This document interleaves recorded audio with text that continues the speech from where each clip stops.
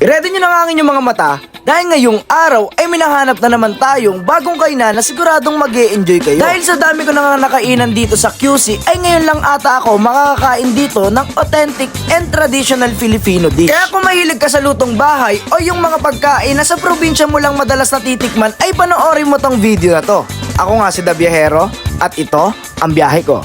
Ngayong araw nga mga kabiyahero ay nagpunta tayo dito sa Lola Ote na matatagpuan sa Esguerra Street, Barangay South Triangle, Quezon City. At kung makikita nyo mga kabiyahero ay sobrang laki, malinis at sobrang maaliwalas din ng dining area nila dito. Ang estimated ko nga ay kaya dito hanggang 100 packs or lagpas pa. Ang Lola Ote nga ay nag-o-offer ng iba't ibang Filipino dishes na kadalasan ay sa probinsya mo lang matitikman. Kagaya na lang ng isaw-isaw na mas pinalaki ang bawat serving. Meron din sila ditong pansit gisado, binusog na pusit at meron din sila ditong crispy pata na grabe sa lambot at literal na kalas ang buto sa laman. At dahil Kapampangan nga ang may-ari ng Lola Ote ay dito nyo rin matitikman ang authentic at original sisig ng Pampanga. Pero dahil natatakam na ako at sobrang curious talaga ako sa lasa ng isaw-isaw nila dito ay samahan nyo ako at tikman na natin to.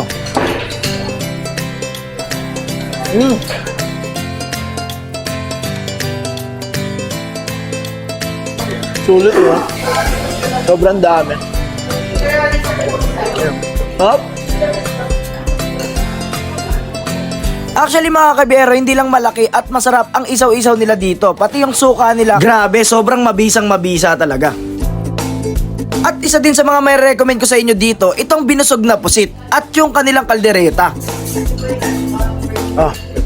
Beef na beef talaga. Since lahat ng mga nakikita ko nga yung mga food nila dito is in-upgrade nila, no?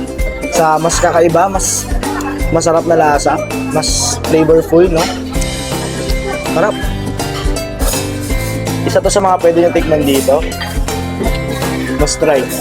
Kaya kung naghahanap ka ng lutong bahay na mas pinasarap at nasa magandang place ay punta na dito kay Lola Ote. Also, they offer restaurant rentals kung may event or special occasion kayo na gusto nyong closed door event ay pwede yan dito, good for 3 hours. Kung may masarap at sulit din dyan sa lugar nyo ay i-mention or itag nyo lang sila dito. At kung nagustuhan mo tong video na to, i-follow mo lang tong page natin for more food trip and gala tips. At muli, eto si Da Biyahero. Bye!